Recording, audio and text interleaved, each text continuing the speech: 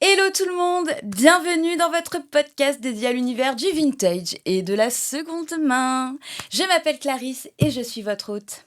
Aujourd'hui, j'ai l'honneur d'accueillir Laurent Journeau, showrunner du Salon du Vintage. Hello Laurent, comment ça va ? Salut Clarisse, bonjour à vous.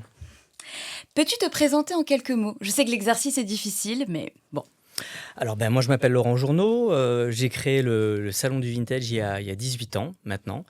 C'est un salon itinérant puisque j'ai commencé à le produire à Paris et puis je l'ai développé un petit peu partout en France et aussi au Luxembourg. Et puis voilà, maintenant c'est un salon qui a, disons, ses marques, qui a pris ses marques et qui propose beaucoup de vintage sous toutes ses formes, la mode, le mobilier, les autos, les motos, les vinyles. Enfin, c'est un champ, comme tu le sais, qui est infini. Qui est quasiment infini. Infini. Et une vraie référence dans le monde du vintage. On parle du Salon du Vintage, globalement, tout le monde connaît, hein, clairement. On va rentrer dans le vif du sujet. J'ai ouï dire qu'il y a un gros event arrive fin novembre, a priori, et dans un lieu d'exception. Oui, en fait, j'ai décidé, après 10 ans au Carreau du Temple, puisque j'ai fait l'ouverture du Carreau du Temple à Paris, dans le Marais, d'exporter le salon dans un nouvel endroit. Et ce nouvel endroit, c'est le musée Pierre Cardin, en fait, l'ancien musée Incroyable. Pierre Cardin qui est tout simplement dans le Marais, rue Saint-Méry, à côté du centre Georges Pompidou, et voilà, qui est un endroit exceptionnel d'une beauté flamboyante. Et voilà, j'ai décidé. Alors, c'est un petit peu plus compact que le Carreau du Temple, mais en fait, ça me permet aussi de faire une magnifique sélection. J'imagine. Et c'est sur étage, du coup ? Puisque le Carreau du Temple, c'était quand même de plein pied. Voilà, c'était de plein pied. Là, on va être sur un bon millier de mètres carrés, avec une soixantaine d'exposants, uniquement mode, cette fois-ci, sur Paris, mode accessoires. Mais on a pris, du coup, la crème de la crème de la crème de la crème. Parce que, finalement, ça sert à quoi d'avoir 10 exposants qui font du jean, du 501 ? Autant prendre le meilleur. Oui. Ça sert à quoi de prendre 10 exposants qui font des timeless Chanel ? On va prendre les meilleurs. Les meilleurs, des meilleurs, des meilleurs. Grosse référence à Men in Black. Petit clin d'œil à ma mère. Après 10 ans au Carreau du Temple, pourquoi tu as décidé de changer de lieu ? Voilà, alors j'ai décidé de changer de lieu parce que effectivement au Carreau du Temple, on vient d'en parler. Quelquefois j'avais des exposants, mais qui étaient pas, qui étaient là quelquefois un peu pour remplir, voilà, tout simplement. Et j'ai préféré vraiment avoir une sélection et proposer le meilleur du vintage. Voilà, essayer de pas me pourvoyer, voilà, tout simplement, de pas aller vers des choses qui seraient pas tout à fait vintage. Je pense aussi à l'upcycling que tu connais bien. C'est vrai que l'upcycling, c'est pas vraiment du vintage. Ça reste de la création, même si c'est fait à base de vintage.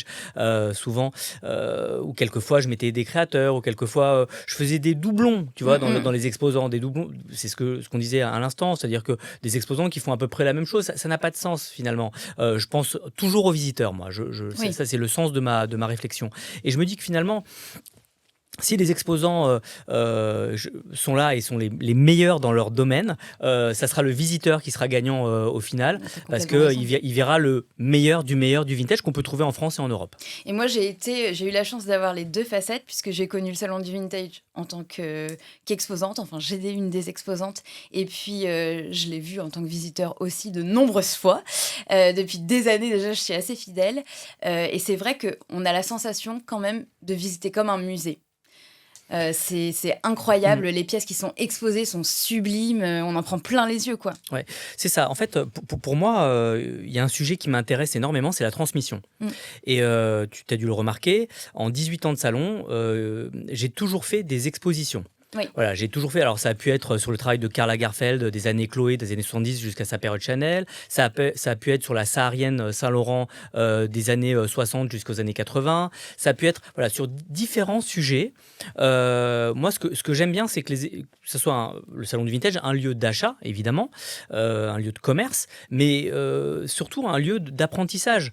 C'est vrai que la vente en ligne, c'est très, très, très sympathique, mais pour apprendre, rien de tel que le vécu, que pouvoir... on parlait tout à l'heure du timeless de Chanel. Voilà, y a rien de mieux que pouvoir expertiser un sac, apprendre à l'expertiser avec des experts. Derrière un écran, c'est un petit peu compliqué. Oui, puis l'avantage du vintage et de pouvoir rencontrer des exposants comme les tiens, c'est que c'est des gens qui sont passionnés par leur métier et ils ont une culture incroyable. Donc, Oui, 100% des exposants chez moi sont des professionnels et souvent des professionnels de longue date et qui connaissent parfaitement leur métier. Je pense en particulier à une exposante qui me suit maintenant depuis quasiment le début du salon du vintage qui s'appelle Martine Weiss, qui est une exposante qui vient et qui est une experte aussi de la mode à Drouot. Elle te reconnaît un Kelly comme ça. Voilà, elle connaît la mode jusqu'au bout des doigts et donc c'est très intéressant de pouvoir être en contact avec ces exposants-là pour pouvoir apprendre soi-même à reconnaître le vrai du faux, à reconnaître, à connaître l'usure voilà, et puis le prix, évidemment, oui. d'un sac, ou je ne sais. L'histoire derrière. L'histoire qu'il y a derrière. Et moi, je le dis souvent, quand on me demande pourquoi mes salons du vintage ont tant de succès, finalement, parce que c'est un lieu d'apprentissage où on n'est pas là juste pour acheter, on est là parce que les exposants racontent les histoires des objets. Ce sont des vrais passionnés et chaque objet, ils l'ont chiné avec amour, avec soin. Et du coup, ça permet d'acheter un produit qui a une histoire avec un exposant qui vous a raconté l'histoire de cette pièce. C'est incroyable. Comment t'es venue l'idée de créer le salon du vintage? Parce qu'à l'époque, le vintage était encore assez niche. Est-ce qu'on t'a fait confiance tout de suite? Alors en fait, le salon du vintage, ça a été assez simple. Ça a été un voyage à New York en 2007. Okay. Et il y avait un événement vintage, voilà, à New York. Et je me suis dit, tiens, un événement vintage à New York, alors que en France, on a historiquement les plus grands créateurs, que ce soit Christian Dior, que ce soit Chanel, que ce soit Yves Saint Laurent, et sans parler de Jean-Paul Gaultier et des plus récents, Mugler, que j'adore. Et finalement, je me suis dit, Paris, capitale mondiale de la mode, n'a pas de salon du vintage, ça n'a pas de sens. Et donc, j'ai créé le premier salon du vintage, tout début 2008. Ça a été un véritable succès. Et au bout de quelques années, je me suis aperçu qu'il y avait aussi un engouement pour le vintage en région. Et donc, je l'ai développé à Bordeaux, je l'ai développé à Strasbourg, à Annecy, un petit peu partout en France. Et puis voilà, et j'ai quelques idées de le développer également à l'étranger. Très bien. Mais pour toi, où est-ce que l'intérêt du vintage est le plus fort? C'est à Paris ou en région, il y a quand même des outsiders Alors Clarisse, ce qui est très étonnant, c'est que en fait, suivant les régions, il y a un intérêt pour tel type de pièce. Ok. Et c'est assez marqué. Alors par exemple, plus tu vas dans le nord, plus il y aura un intérêt pour les intérieurs. C'est assez logique parce que les gens finalement vivent plus en intérieur chez eux. Donc finalement, ils sont souvent chez eux, donc ils préfèrent que chez eux ce soit beau. Et donc, de fait, ils ont un intérieur plutôt soigné. Donc ils ont un intérêt pour le mobilier. Et plus tu descends vers le sud, plus finalement, on est plutôt dehors, hein, puisqu'on bénéficie de plus de soleil. Bon, après à Lille, on est quand même dehors, hein, on va pas déconner. Exactement. Mais bon, Lille, de toute façon, c'est un cas à part, puisque Lille, comme tu sais, est à la croisée de la Hollande, qui est un vrai grenier de vintage impressionnant. L'Allemagne aussi, il y a encore de très belles pièces en Allemagne. La Belgique, et évidemment, les Belges, je les adore. Les Belges, je suis fan des Belges. Les Belges, si vous m'entendez, je vous aime. Je vous aime. C'est tous. Mes voisins maintenant. Je vous aime. Si loin, si proche. Vous êtes à la fois si proche géographiquement et tellement si sympathique. Je vous aime. Et donc, je te disais que plus tu descends dans le sud, plus finalement, on a plus un intérêt pour finalement la mode et peut-être moins les pièces les pièces de décoration ou de voilà, c'est comme ça, et c'est vraiment et c'est assez clair et assez net pour moi. En 18 ans de salon, je peux te dire que, par exemple, les salons que j'ai pu faire à Nice, les exposants de mode ont vendu beaucoup, beaucoup plus que, les exposants de mobilier. Voilà, c'est Incroyable. sans commune mesure et plus tu montes dans le nord, plus, les exposants de mobilier, sont plutôt contents. Ok. Voilà. Et à Paris, du coup? Et alors à Paris, c'est un cas à part. Paris, on cherche des pièces d'exception à Paris. Voilà, il y a tellement de boutiques de vintage qu'on cherche des pièces d'exception. Et moi, mon salon, et celui que je vais faire là, le 23 et 24 novembre dans l'ancien musée Pierre Cardin, il est vraiment axé là-dessus. C'est-à-dire que tous les exposants ramènent des pièces d'exception, voilà, parce que voilà, t'es venu au salon, t'as pris tes pieds, t'as pris ton ticket de métro, ton taxi, que sais-je, tu as fait la queue, tu as payé l'entrée du salon. Je veux te proposer des choses d'exception, des pièces d'exception. Donc chaque exposant, la soixantaine d'exposants qui seront là, seront uniquement sur des pièces exclusives. Et quand je dis exclusif, ça ne veut pas forcément dire cher, hein. J'ai tout un rez-de-chaussée qui est évidemment sur les grandes pièces type Hermès, Saint-Laurent et Chanel, mais les étages, eux, seront sur ce que moi j'appelle la fripe chic, mais extrêmement sélectionnée. C'est ce qu'on disait tout à l'heure, par exemple. C'est semi-luxe, des pièces de qualité, peut-être des cuirs des années 80 qui sont pas forcément griffés. C'est exactement ça. Ce sera des pièces d'exception. On a voilà, les cuirs d'exception. On parlait tout à l'heure du jeanier. Voilà, quelqu'un qui est spécialiste de ça, qui a les plus beaux 501 pour moi qu'on peut trouver en France. Il fait que ça. Ok. Et donc, on va trouver voilà, que des exposants de haute volée et ça sera impossible de ressortir Sans rien. sans rien. Et même y compris, j'ai un stand de vinyle, parce que je mets quand même un stand de vinyle. On a Denis Dantas, qui est l'organisateur de Paris Loves Vinyl, qui est l'événement de référence en France sur le vinyle. Et c'est lui qui a tout l'espace vinyle chez moi en novembre. Et comment tu les sélectionnes, tes exposants, du coup ? Alors, j'ai beaucoup d'appels entrants, puisque comme tu le soulignais tout à l'heure, j'ai évidemment maintenant pas mal de notoriété. Donc, effectivement, dès que les exposants savent, les gens me voient sur les réseaux commencer à communiquer sur mes salons, j'ai beaucoup d'appels entrants. Et puis, et du coup, je commence toujours par demander des photos des pièces ou des Instagram, etc., pour pouvoir bien valider ce que font les gens. Et en fonction de ça, si c'est vraiment top, je les prends. Donc les réseaux sociaux sont finalement une vraie aide pour toi dans ta sélection. Et comme ça fait 18 ans que ça existe, avant les réseaux sociaux, c'était les prémices. Comment tu faisais pour sélectionner tes exposants ? Avant, je prenais mon sac à dos et j'allais à la rencontre des exposants. Et au début des premiers salons, j'ai eu vraiment les leaders dans leur... Ils t'ont fait confiance tout de suite. Ouais, et c'est les leaders qui m'ont amené finalement, qui m'ont porté en fait. Et alors je pense en particulier à Didier Ludo, qui a sa boutique au Palais Royal depuis 1974. Ah oui, d'accord. Voilà, qui a vendu une grande partie maintenant de sa collection chez Sotheby's, qui a fait ça et qui m'a fait confiance dès le début. Et lui, évidemment, c'est un leader dans son métier, dans la mode, évidemment. Et en mobilier, c'est XXO, qui maintenant ne vend plus rien, mais qui loue pour le cinéma, qui a plus de 5000 mètres carrés uniquement dédiés à la location de mobilier pour les séries, le cinéma, etc. Et Franck Mouchel, qui aujourd'hui n'est plus là, mais m'a fait confiance dès le début avec son associé Xavier. Ils m'ont fait confiance et ils ont participé au salon. Et ces moteurs, ces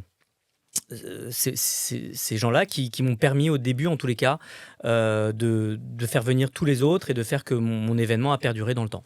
Et puis, eux, ils t'ont aidé. Et aujourd'hui, toi, je pense que tu aides aussi certaines marques à gagner en visibilité. Oui, exactement. En fait, aujourd'hui, en fait, si tu regardes un petit peu le monde dans lequel on vit, toutes les marques ont vraiment des archives à montrer et une ADN à montrer. Quelquefois, elles s'inventent une ADN qui n'existe pas. Mais là, je pense par exemple au retour de la Renault 5. Hein, tu t'es dû la voir, comme tout le monde. Voilà, on joue sur la nostalgie, les marques jouent sur la nostalgie. Et c'est vrai que Aujourd'hui, que ce soit dans l'horlogerie, que ce soit dans les lunettes, que ce soit dans, que sais-je, voilà, les sacs ou les vêtements, les marques utilisent l'ADN et l'histoire de leur marque pour se propulser dans le futur. Et je pense aussi à Paco Rabanne, par exemple.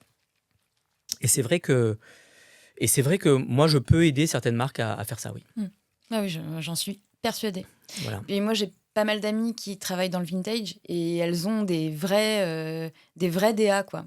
En fonction de la marque, tu sais ce que tu vas trouver comme pièce. C'est hyper intéressant. Et de les avoir tous regroupés, parce que moi, je ne fais pas de choix dans mon style vestimentaire, hein. J'aime la mode avec un grand M. Et du coup, de pouvoir les avoir tous regroupés au même endroit, ou même d'avoir des gens que je suis sur Instagram depuis un moment, avec qui j'ai parfois l'occasion de discuter, de les voir en vrai, c'est toujours hyper agréable. Donc, merci de m'offrir ces moments-là aussi. Et puisqu'on parle des sponsors, je ne vais pas te révéler le sponsor qu'on va avoir au mois de novembre, mais en tous les cas, En off. mais en tous les cas, on est en train de finaliser tout ça avec eux. C'est une grosse société américaine D'accord. et qui va proposer, ils seront à l'entrée du salon de toute façon, un timeless de Chanel à 1 euro. Prix de départ. Donc il faudra venir sur leur stand. Et voilà, 1 euro, prix de départ. Donc si ça monte pas trop haut, on pourra peut-être avoir un timeless de Chanel à moins de 1 000 euros. Oh non, mais c'est incroyable, mais c'est trop une idée de folie, quoi. Trop bonne idée, bravo. Dernièrement, il me semble que tu avais ouvert une boutique dans le Marais à ton tour. Oui. Quelle était ta volonté en ouvrant cette boutique ? Alors en fait, moi j'aime bien creuser des sujets et aller jusqu'au bout des sujets. Et après, souvent, je m'en lasse. Et moi, j'avais très très envie de creuser le sujet du mobilier vintage, personnellement, au-delà de mes salons, au-delà de moi, parce que je suis moi-même un collectionneur de mobilier vintage. On va en parler. On va en parler. Et en fait, ce qui s'est passé, je vais être tout à fait clair, c'est qu'à un moment donné, j'étais dans mon salon. Et je me suis dit, mais mon garçon, dans ton salon, il y a 26 luminaires. Pour la majorité des luminaires italiens des années 70.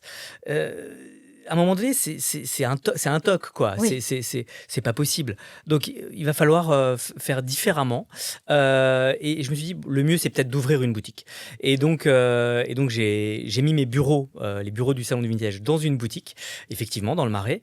Et puis, bon, pour être tout à fait honnête avec toi, au bout de quelques années, je me suis aperçu que c'était très compliqué de mener deux fronts, à la fois les différents salons, puisque les salons du vintage, ça peut aller jusqu'à 11 par an, donc ça fait quand même beaucoup de salons à gérer.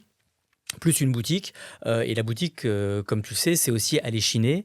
Je te le disais à l'instant, moi je suis un fan des luminaires italiens, donc je vais pas chiner en bas de chez moi, je prends un avion, je vais en Italie, je chine, je reviens, enfin bref.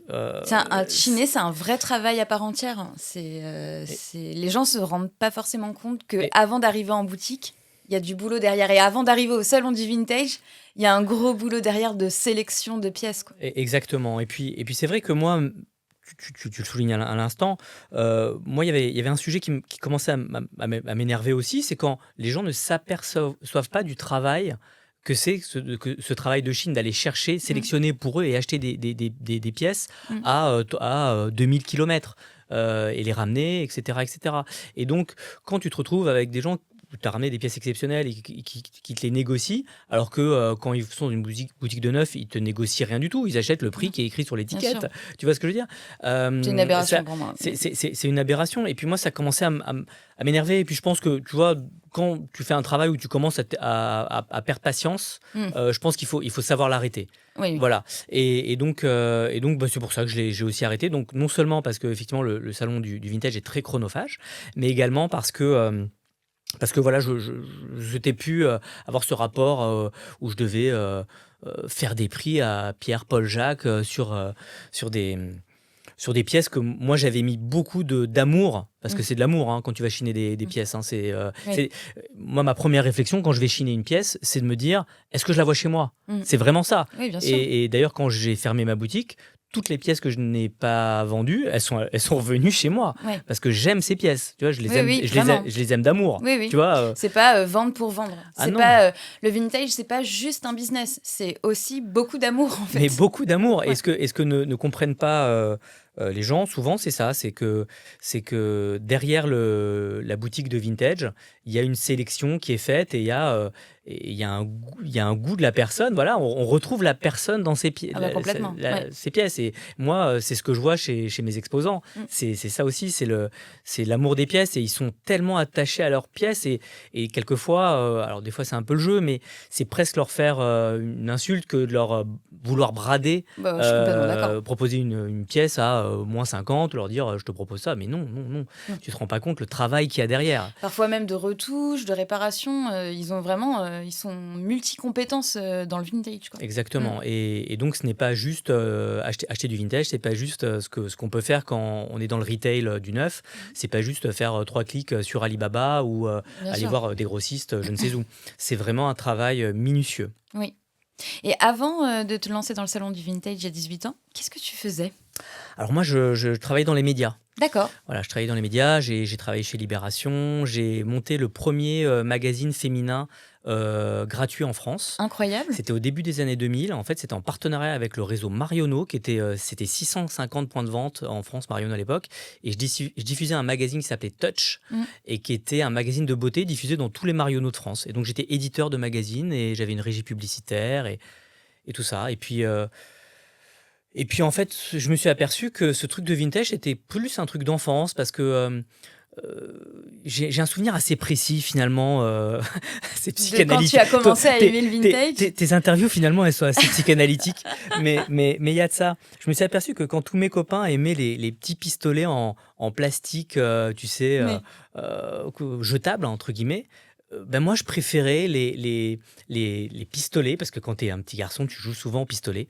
Les pistolets avec, en métal, avec des crosses en bois, lourds, qualitatifs, qui durent dans le temps. Voilà. Et je pense que cet amour du vintage me vient de là. Voilà. Je suis D'accord. même quasiment sûr de ça, de tout d'un coup me dire, bah tiens, moi en fait, ce que je préfère, c'est des produits durables. C'est des produits voilà, que je pourrais redonner à mes enfants. C'est des produits des objets qui finalement voilà, Ont une valeur. ont une valeur, exactement, et vont pas juste terminer à la poubelle.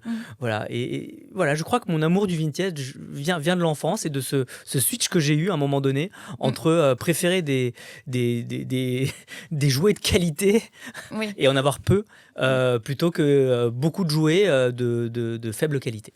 J'entends complètement. Et qui t'a transmis finalement? Est-ce qu'il y a eu quelqu'un qui t'a transmis cette passion pour le vintage? Oui.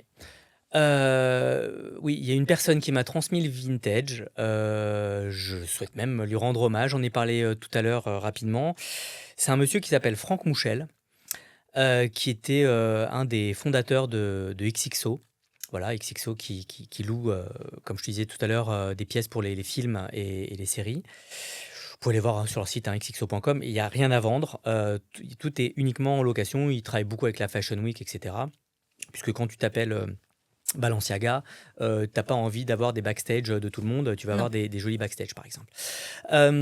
Et Franck Mouchel, il m'a appris le vintage, mais exactement comme un bon prof le fait. C'est-à-dire que, tu vois, un mauvais prof, il te donne des devoirs, il te tape un peu sur les doigts, etc., etc. Lui, un bon prof, il te montre juste la direction. Tu vois, il te dit, c'est par là. Et Franck, c'est exactement ça. Franck, il développait ta curiosité. Il développait ma curiosité, voilà. Jamais, et puis jamais dans le jugement. Jamais dans le jugement. Il n'y a pas de questions bêtes. Il n'y a pas de questions bêtes. Et puis un rapport au moche qui finalement n'était pas là. C'est-à-dire que voilà, c'est subjectif. C'est subjectif, voilà. Il y avait pas, il me disait pas, ben non, on n'achète pas ça, ça c'est moche, etc. Il était là, il disait, bah, ça pourrait peut-être aller là, ou peut-être dans la cuisine de ta grand-mère, ou enfin, en tous les cas, il n'était pas dans le jugement, mais c'est lui qui m'a vraiment montré la direction. Et lorsqu'il est décédé il y a quelques années, c'est très psychanalytique Oui. comme émission. Ça m'a fait une souffrance énorme, puisque je Comme si pense tu avais que... perdu un père finalement. Exactement, exactement. C'était quelqu'un qui m'a énormément... qui m'a montré la voie, voilà, tout simplement. Il m'a éveillé au beau, mais on le disait tout à l'heure, le beau est subjectif. En tous les cas, au Mm. beau que j'ai aimé, que j'aime et qui maintenant fait de moi ce que je suis. Voilà. Il devait aussi bien te connaître pour savoir ce qui pouvait être beau pour toi finalement. Exactement. Et je me rappelle, lorsque j'ai ouvert ma première boutique à Paris dans le 2e, Mm. sans rien que je lui demande, il est venu avec un camion me déposer des pièces, voilà, des pièces, une jolie pièce. Il m'a fait ma vitrine avec des pièces de XXO. Il m'a dit, écoute, ce que tu vendras, tu le vends. Et puis, il m'a rien demandé. Et puis après, voilà, ça s'est passé comme ça. Il est décédé quelques mois plus tard. Et voilà, et c'est quelqu'un qui a énormément compté dans ma vie. Et je crois qu'il n'y a pas un jour, parce que je l'avais au téléphone tous les jours, Franck, il n'y a pas un jour, je pense pas à lui. Voilà, tout simplement. Donc voilà, Franck Mouchel, grand, grand, grand, grand, grand, grand, grand monsieur du design, d'une humilité et d'une bienveillance que voilà, Qu'on retrouvera pas. enfin, que moi j'aimerais bien retrouver, mais voilà, qui en tous les cas m'a énormément éveillé au design. Incroyable. Et toi, est-ce que tu es dans cette même volonté de transmission, par exemple, avec tes enfants?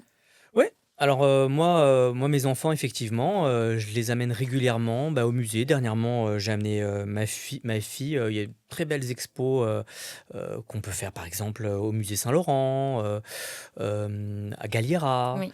Euh, je pense aussi toujours que le musée des arts déco, les derniers étages consacrés au design, c'est toujours une bonne petite piqûre de rappel. Il faut le Mm. faire au moins une fois par an. Ok.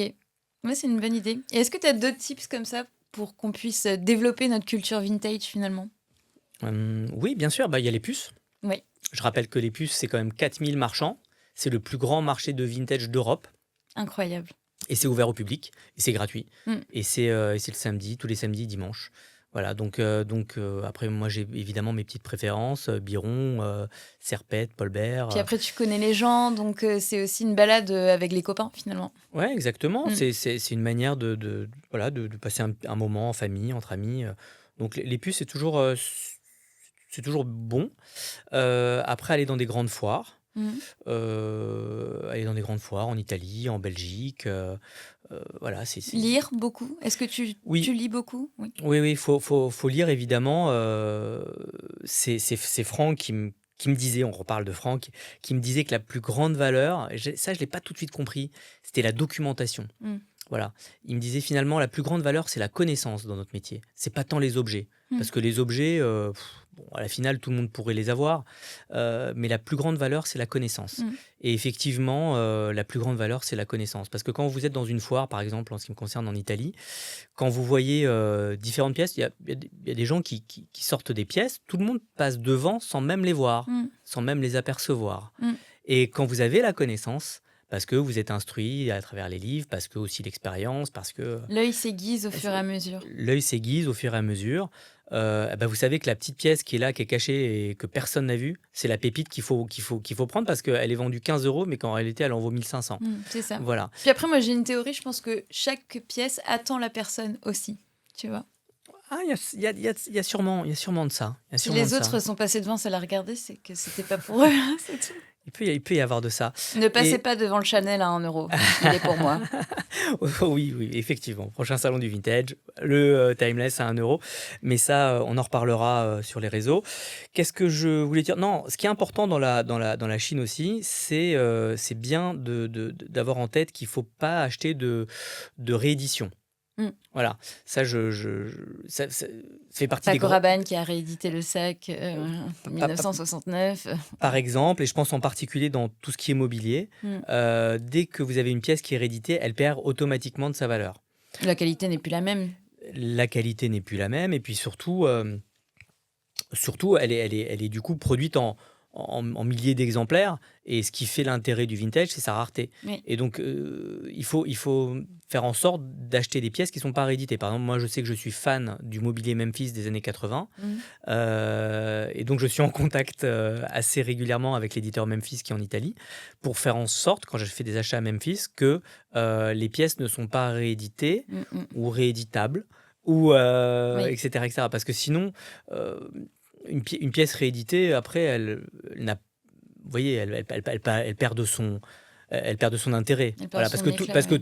tout le monde peut l'avoir finalement. Ouais. Voilà, ce qui est intéressant, c'est d'avoir des pièces uniques. Et je pense que les visiteurs du salon du vintage viennent au salon parce que ce qu'ils cherchent, c'est des pièces uniques et exceptionnelles. Ça me permet de rebondir sur une prochaine question qu'on a plus ou moins abordée avec le début de ton amour pour le vintage. Mais pour toi, qu'est-ce qu'un achat vintage apporte de plus qu'un achat neuf?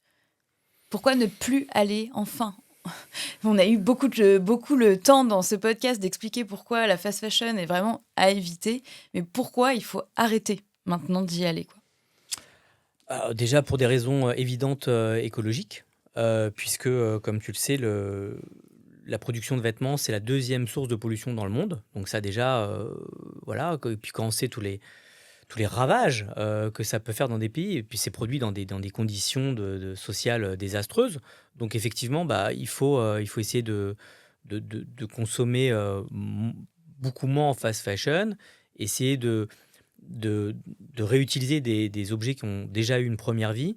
Aujourd'hui, il existe sur Terre tellement de vêtements on pourrait vêtir les 5 prochaines générations. Donc, c'est gigantesque qu'on a Mm. produit comme vêtements. Donc ça, c'est une première raison. Après, bah, il y a les aspects nostalgiques.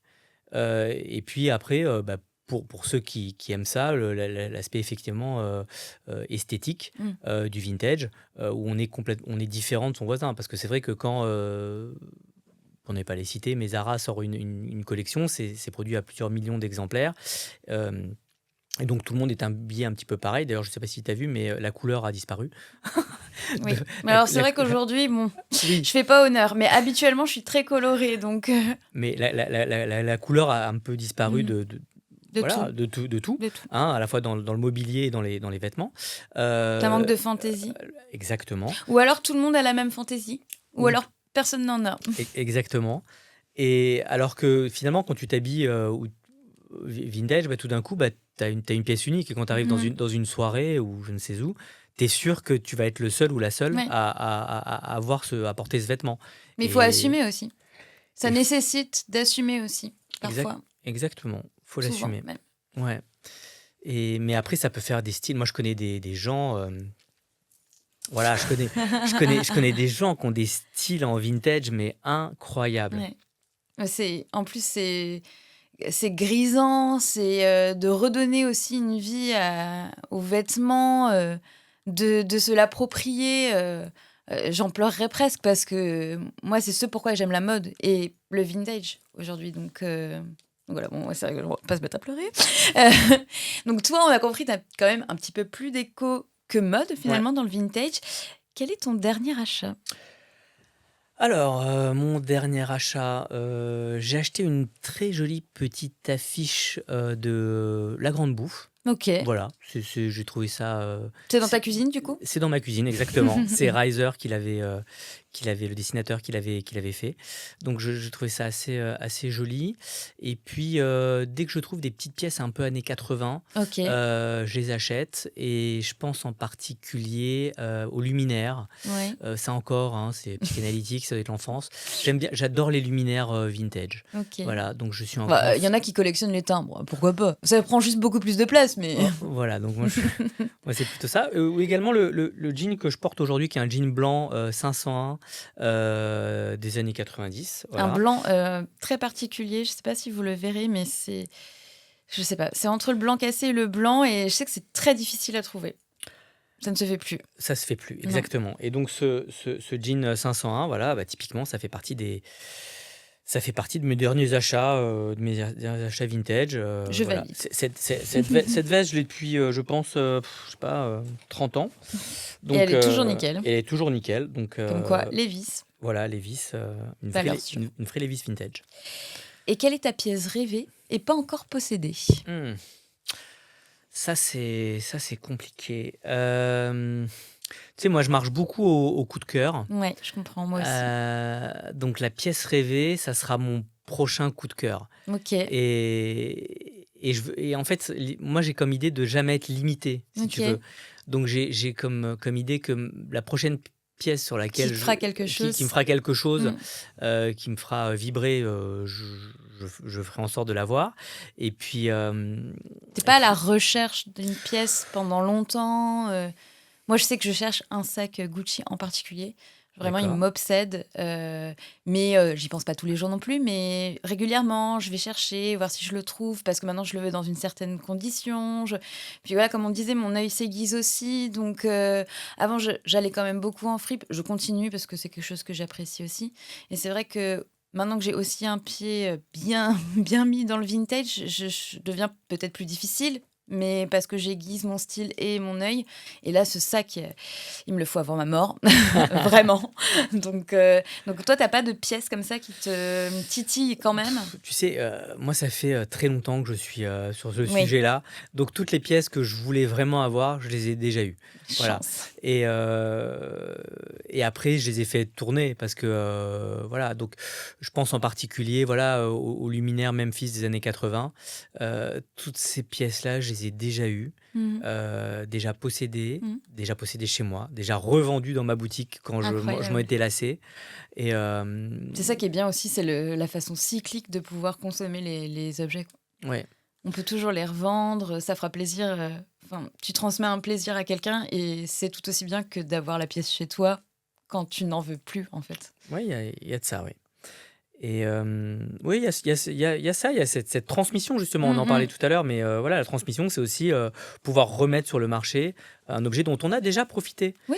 Et et tu sais, moi, je crois que l'avenir, c'est plutôt, un avenir qui n'est quasiment plus matériel. D'ailleurs, tu vois bien, aujourd'hui, les gens, sont en Uber, donc ils possèdent plus de voiture. Mhm. Les gens, louent leur vélo, dans la rue. Les gens, Mhm. voilà, on a de moins en moins on possède On de moins en moins de redécouvre un choses. peu le partage aussi. Exactement, et on redécouvre le partage, donc je pense qu'on possède moins et on partage plus. Mhm. Ouais, je pense que c'est vrai. Quelle est la prochaine étape, du coup, pour le salon du vintage? Qu'est-ce qu'on peut te Alors, souhaiter? je vais vous donner, à toi Ok, et aux auditeurs, je vais vous donner le programme 2025 en exclu. Alors, il y a une nouvelle ville qui est Tours. ok, Voilà, ok, Tours, nos amis de Tours. voilà, Attention! ça faisait longtemps que je voulais aller à Tours. Il y a Bordeaux à nouveau, il y aura Annecy, à nouveau Paris. Euh, et puis encore une nouvelle ville en Ok, 2025, Toulouse. incroyable. Mm. Et puis à nouveau Paris. Et puis une autre ville, mais ça, je vous la donnerai un petit peu plus tard. Oh Voilà. là là, on saura pas tout, hein. Voilà, vous avez déjà Tours et Toulouse en nouveauté en 2025. Incroyable. Mm. Ben écoute, ils ont beaucoup de chance. Ils ont beaucoup de chance parce que je sais que ça peut être compliqué pour les gens en région de trouver du vintage autre que sur des sites. C'est même compliqué pour des gens qui ont des marques vintage de s'installer. On va pas se leurrer, les loyers sont ce qu'ils sont et c'est compliqué pour le commerce. Donc merci pour eux. Bah, c'est ce que je dis souvent. C'est vrai que moi, j'arrive généralement à faire venir 10 000 visiteurs en 2 jours sur mes salons. Et 10 000 visiteurs, un exposant professionnel voit pas ça quasiment en une année dans Mm. sa boutique. Donc moi, je lui propose en 2 jours de Oui, voir plus mm. d'acheteurs qu'il ne peut en voir en une année dans sa boutique. C'est incroyable. Donc pour lui, c'est magnifique. C'est une occasion en or. C'est une occasion en or. Et puis même, tu rencontres d'autres exposants. Il a encore une fois du partage avec les autres, quoi. C'est Exactement. incroyable. Laurent, on peut te retrouver sur les réseaux, il me semble. Alors, on va me retrouver sur salon _ vintage, ça c'est l'Instagram. On va me retrouver sur salon du vintage sur Facebook. On va me retrouver alors Un peu je- sur TikTok. un petit peu sur TikTok. Je démarre, mais Je mettrai tous tes comptes en description de la vidéo sur YouTube. voilà, mais c'est pas évident, hein. Tous ces réseaux, ça prend énormément de temps en fait si tu Oui, t'y mets. et ça s'apprend parce que chaque réseau a aussi une identité différente. Un Facebook n'a pas forcément quelque chose à voir avec TikTok. On en parlait un peu en off tout à l'heure. Moi, je me sens plus à l'aise sur Instagram que sur TikTok. Je ne sais pas si c'est générationnel ou pas, parce que je consomme TikTok en tant que consommateur de base. Mais la création, mon cœur de cible, c'est plutôt Instagram. Je trouve que l'esthétique d'Instagram me plaît plus. Donc, mais c'est un vrai taf, les réseaux. C'est un taf à plein temps, Ouais, effectivement. complètement. Mais effectivement, on peut me retrouver sur Instagram, où je communique beaucoup sur les salons. Mm. Et Incroyable. Et il faut le suivre. Il faut le suivre. Merci Laurent pour Merci. ce joli moment. Merci Clarisse, merci à vous. J'espère que ce podcast vous aura plu. N'hésitez pas à liker et commenter la vidéo, s'il vous plaît, sur YouTube. Et n'oubliez pas surtout de prendre vos places pour l'édition du Salon du Vintage du 23 et du 24 novembre. Ouais, c'est on les ça retrouve sur salonduvintage.com. Impeccable. Et oui, parce que tu as aussi un site internet. Évidemment. Il est partout. Évidemment. Quant à moi, vous pouvez bien évidemment me retrouver sur mon compte Instagram et sur cette chaîne YouTube. En attendant, je vous embrasse et je vous dis à très vite pour plus de Chine. Moi.